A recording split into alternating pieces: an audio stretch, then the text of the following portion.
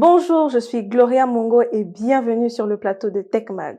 L'actualité technologique de cette semaine nous amène au Maroc. Le groupe sino-européen Goshen High-Tech s'installe au Maroc et construit la première Gigafactory d'Afrique qui sera opérationnelle d'ici juin 2026. Ce 6 juin 2024 a eu lieu la signature de la convention d'investissement marquant le coup d'envoi pour la construction de la Gigafactory. Le montant d'investissement de cette première phase avancée est de 12,8 milliards de dirhams, soit près de 770 milliards de francs CFA, pour une capacité annoncée de 20 gigawatts sur les 100 à venir. D'après les accords de libre-échange signés, l'essentiel de la production de Goshen High-Tech devrait être destiné à l'export. Le concept Gigafactory est évoqué pour désigner les usines permettant de construire des équipements, des batteries et d'autres systèmes sur de grands volumes. Google Maps n'enregistrera plus l'historique des itinéraires dans le cloud. À partir du 1er décembre, l'application Google Maps modifiera son fonctionnement en termes de gestion des données et de localisation. Les données seront conservées en local sur l'appareil pour améliorer la confidentialité. Plusieurs décisions ont déjà été prises, comme la suppression des lieux sensibles de l'historique, tels que les associations pour des victimes domestiques, des cliniques d'avortement et bien d'autres. D'ici la fin de cette année, l'entreprise transférera automatiquement les 90 derniers jours de l'historique des déplacements sur le premier appareil où vous vous connecterez. Les données datant d'avant les 3 mois seront supprimées. Encore quelques années de mise à jour pour votre prochain smartphone. Le nouveau règlement européen 2023/1670 oblige les constructeurs de smartphones à proposer des mises à jour de leur mobile pendant au moins 5 ans. Ce qui veut dire que vous pourriez, dans un futur proche, faire des mises à jour logicielles de votre smartphone pendant au moins 5 ans. Ce qui est déjà le cas pour les Galaxy S23 de Samsung et les Pixel 8 de Google, qui bénéficieront de 7 ans de suivi logiciel, ce qui concurrence voire dépasse ce que fait Apple sur ses iPhones. Ces mises à jour devront être accessibles sans frais. En outre, les mises à jour qu'elles concernent en sécurité ou les fonctionnalités d'un appareil devront être rendues disponibles 4 à 6 mois après la publication d'un code source ou après le déploiement du système sur tout autre produit de la marque. Il s'agit d'une bonne nouvelle pour les marchés de smartphones reconditionnés qui pourront désormais profiter des mises à jour. Nous recevons sur ce plateau un invité qui va nous accompagner pour la suite de notre émission. Bienvenue dans la rubrique Découverte. Aujourd'hui, nous sommes avec Nelson Tishugui, associé gérant de Lopango, qui travaille dans la Big Data et dans le marketing analytique. Bonjour Nelson. Bonjour Gloria. Bienvenue sur le plateau de TechMag. Merci beaucoup. Alors aujourd'hui, nous parlons de Meta. Meta, l'entreprise propriétaire de Facebook, Instagram et WhatsApp, a lancé son premier programme de ciblage publicitaire basé sur l'intelligence artificielle pour les entreprises sur WhatsApp. Mark Zuckerberg a lancé de nouveaux outils dans une vidéo diffusée lors d'une conférence au Brésil. L'annonce marque un tournant pour WhatsApp. Alors Nelson, dites-nous un peu comment fonctionneront ces outils. Alors, ces outils, ça va être très simple. Aujourd'hui, Facebook, donc Facebook et Instagram, qui font partie du groupe Meta, font déjà de la publicité ciblée. Ce qui va se passer, c'est que l'entreprise va étendre simplement cette publicité-là désormais sur WhatsApp et permettre aux personnes qui ont le même numéro, j'insiste sur le fait d'avoir le même numéro, sur Facebook ou Instagram, et ils utilisent ce même numéro-là sur WhatsApp. Ces numéros vont être un peu leur identifiant unique qui va permettre à Meta de reconnaître de qui il s'agit et de pouvoir lui envoyer la publicité dont il a besoin. Puisque aujourd'hui, c'est un peu aléatoire et c'est ça que justement Meta veut corriger avec cette IA et ces nouveaux outils qui sont introduits. D'autant plus que le géant des médias sociaux introduit depuis plusieurs années des fonctions de commerce et de paiement sur l'application, notamment des outils de messagerie professionnelle que les entreprises peuvent utiliser pour dialoguer avec leurs services clients et tout ce qui va avec. Qu'est-ce que l'on sait de ces IA? Est-ce qu'on peut vraiment faire confiance à ces IA par rapport à nos données personnelles à nous? Oui, aujourd'hui, il n'y a rien à craindre, a priori, de ces IA-là parce que le noyau de WhatsApp reste toujours extrêmement protégé et donc les données des personnes sont toujours protégées et c'est pour cette raison-là que Meta, pour trouver une parade par rapport à la protection de données, passera par Facebook et par Instagram qui, on le sait depuis des années, utilisent le marketing analytique pour pouvoir bien cibler les personnes sur Internet. Et c'est donc en partant de là, simplement avec l'identifiant unique, comme je l'ai dit, qui est le numéro, va permettre cette fois-ci d'aller toucher les gens via WhatsApp, qui lui aussi est en train d'intégrer des outils publicitaires comme celui dont on est en train de parler. Oui, et ça sera beaucoup plus facile parce que le chatbot aidera tous les utilisateurs à pouvoir trouver, par exemple, les heures d'ouverture, le catalogue plus facilement.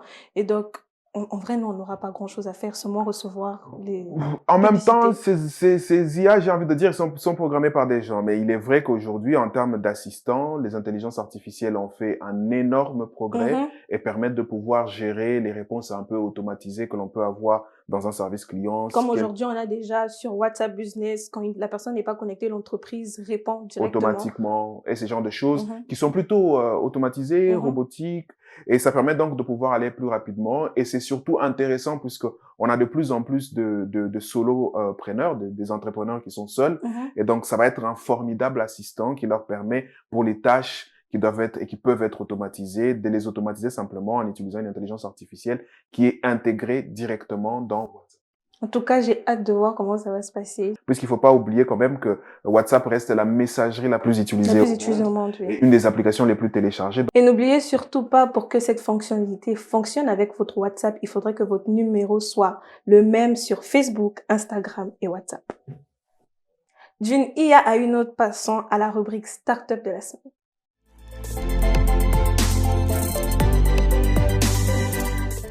Saitu est une start-up sénégalaise qui évolue dans la robotique. Saitu est la première plateforme crowdsourcing robotique qui permet une exploitation externalisée des robots qui peuvent être pilotés à distance depuis n'importe quel endroit dans le monde.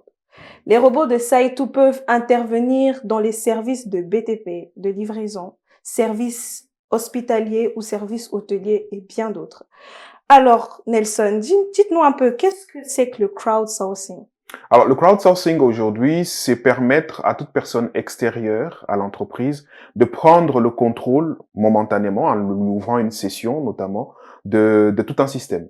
Dans le cas, par exemple, de la startup Saitu du Sénégal, ils vont vous donner accès à leur système pour que vous puissiez télécommander à distance depuis n'importe où dans le monde un robot pour effectuer une tâche bien précise.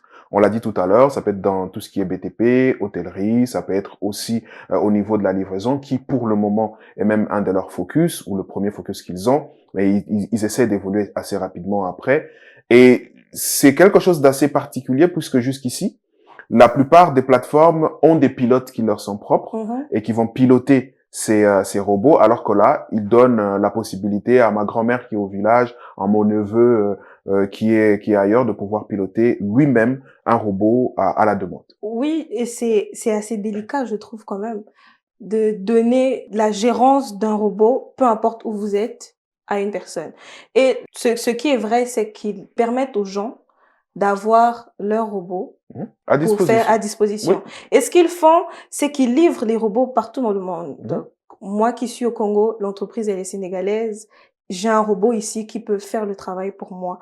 Mais comment fonctionne la distribution de ces robots-là? Comment ils le font? Alors jusqu'à maintenant, c'est quelque chose qui n'est pas très clair, mais je pense que ça va être à la demande et aussi par rapport à une étude de marché, puisque on sait déjà aujourd'hui qu'ils ont eu un partenariat avec une université américaine Oui. où ils ont justement testé un peu cette livraison à distance en permettant Qui a aux été un gens. succès aussi. Voilà, c'était un succès, il faut le dire, oui, mais ça a permis justement aux gens au Sénégal de télécommander un robot qui était aux États-Unis. Donc je pense que ça va être à la demande, ça va être par rapport au marché qu'il va y avoir sur place, parce qu'avec Sénélec aujourd'hui par exemple, ils ont un robot dans le BTP qui permet de pouvoir identifier des endroits où il y a des coupures de câbles par exemple, et donc ça va vraiment être selon les usages, ça va être selon les demandes des endroits, puisque comme on l'a dit, c'est du crowdsourcing, donc n'importe qui peut avoir besoin et n'importe où dans le monde. Voilà. Et en passant, ces robots, c'est très intéressant déjà de savoir que de loin on peut utiliser un robot.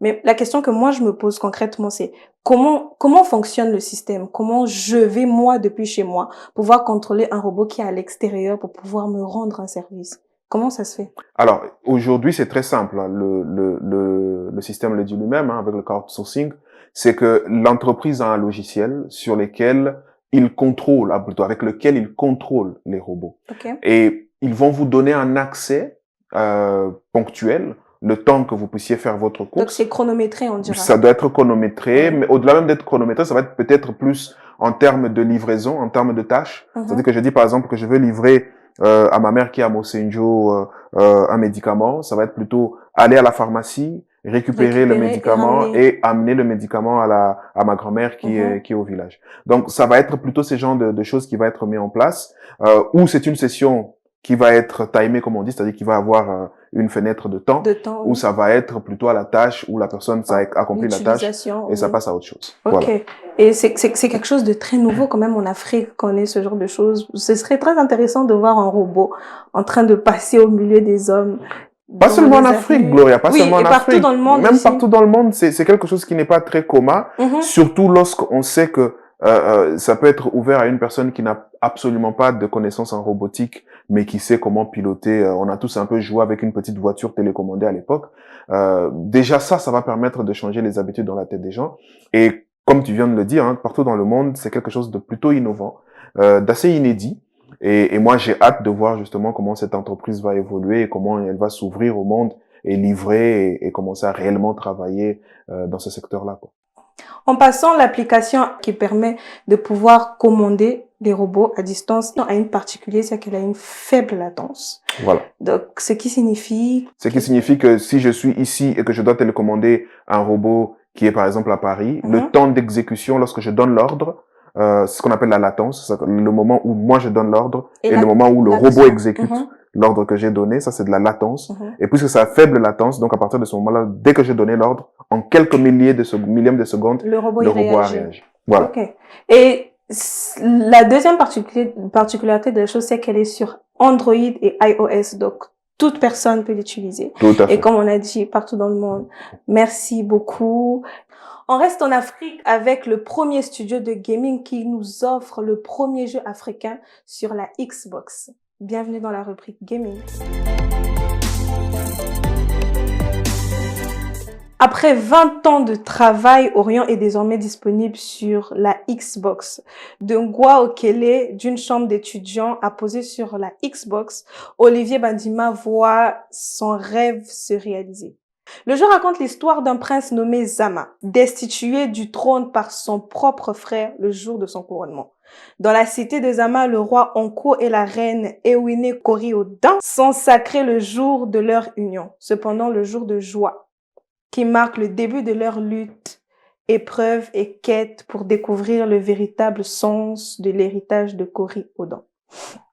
Alors, dites-nous un peu, Nelson, est-ce que vous avez joué à ce jeu? Oui, j'ai eu la chance de jouer à ce jeu à l'époque. Il était encore sur PC.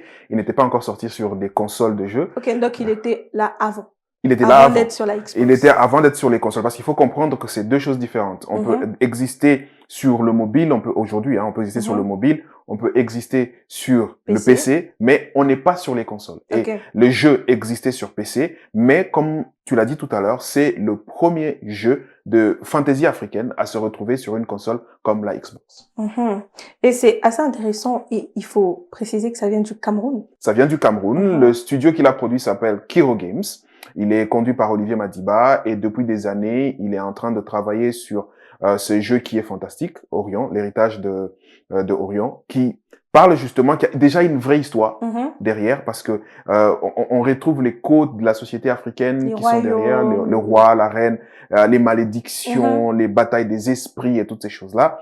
Et comment est-ce qu'on peut avoir un super pouvoir. C'est vraiment un jeu qui, moi, je conseille à tous ceux qui ont une Xbox, allez tester, allez jouer. Vous allez passer un super bon moment puisque vous allez retrouver tous les codes de la société africaine aujourd'hui.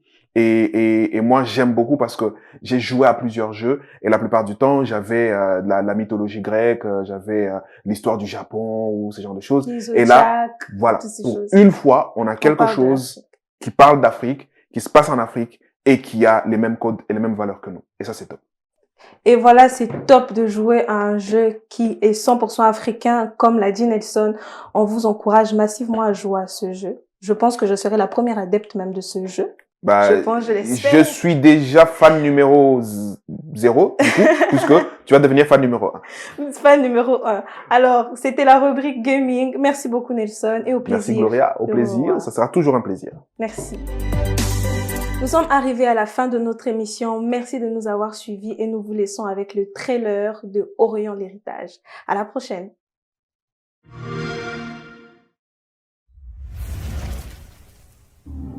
For more than 5,000 years, the Orient that surrounds us has shaped our lives. We obtained the power to bend others to our dreams, to our visions.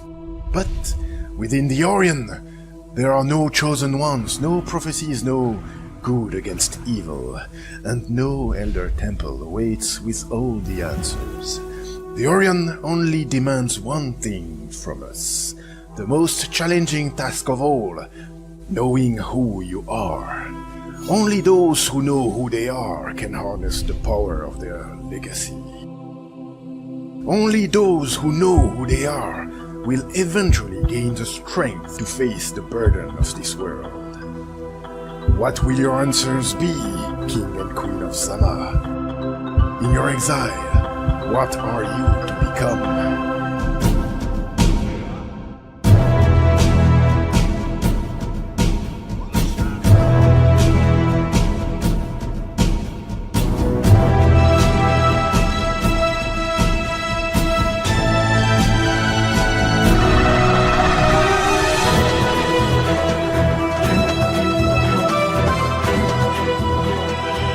Will you still believe in the common good in the face of greed? Will you remain united in the face of despair? When overwhelmed by the cruelty of this world, when the struggle becomes too hard, which ideal will you uphold? I eagerly await your answers. Show us what it means to be conqueror.